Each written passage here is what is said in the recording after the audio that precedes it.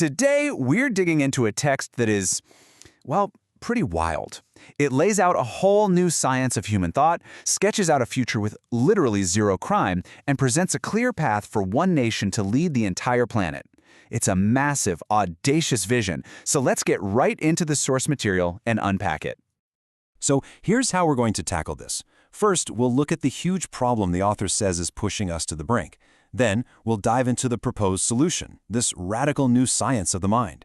We'll see what kind of utopia this science could create, look at the specific role China is supposed to play in all this, and then wrap up with the big questions this whole vision leaves us with. All right, so any big solution has to start with a big problem, right? And what's the crisis here? Well, according to this text, it's not just a small issue, it's a fundamental threat to our survival as a species. Yeah, the text does not pull any punches. It opens with this incredibly stark warning: self-destruction. The core idea here is that the way we're living isn't just a little off course. It's a direct threat to our own existence. Something has to change, and it has to change fast. So, what's the root cause of this massive danger? According to the source, it's not really about politics or economics. It's about maturity.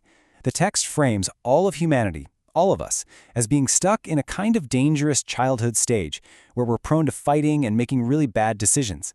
And that immaturity, that is the exact problem this new science claims it can solve.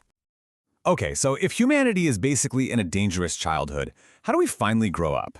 Well, the source suggests there's one single powerful solution, a completely new field of science that is designed to perfect human thought itself. And this new science is really presented as the key to everything. The whole idea is to rebuild society from the ground up, but this time around one single measurement, the human thinking function. So forget about things like GDP or economic growth. In this model, the only thing that really matters is the health and the quality of our consciousness. So what on earth is this thinking function? The source breaks it down into 3 core pillars inside every single person. First, you've got belief, or you could call it your core faith. Then there's mission, which is your sense of purpose. And finally, logic, your ability to think rationally. The theory is, if you can get these 3 things perfectly balanced and healthy in every citizen, you get a perfect society. And, we have to be clear, this is not presented as some gentle academic idea.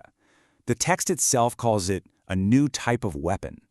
But it's a weapon aimed at a very specific enemy, what it calls societal backwardness. So it's framed as this active, powerful tool you can use to force really rapid and targeted change. So let's just follow that logic for a second.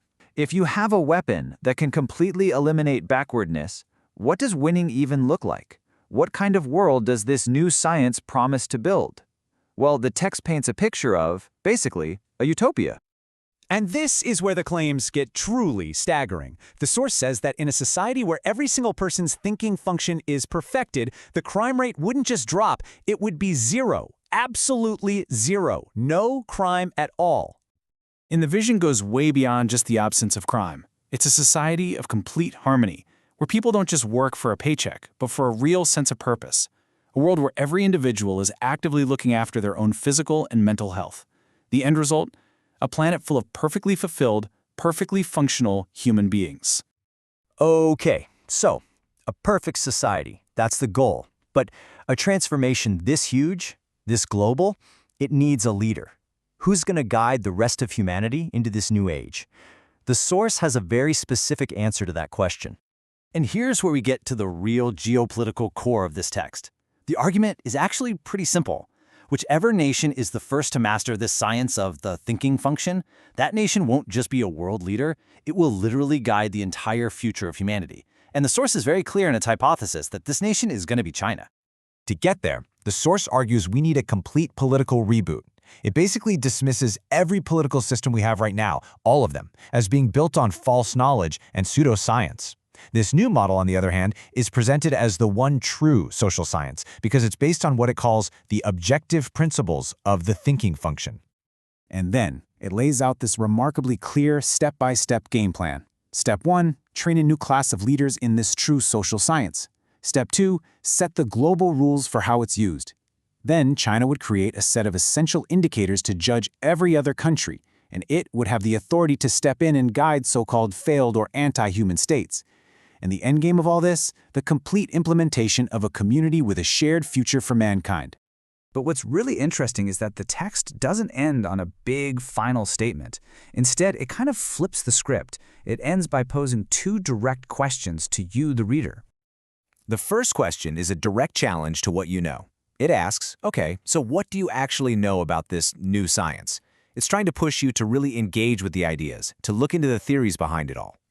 And finally, this is where the text leaves us. It pulls away from the abstract theory and gets into concrete reality.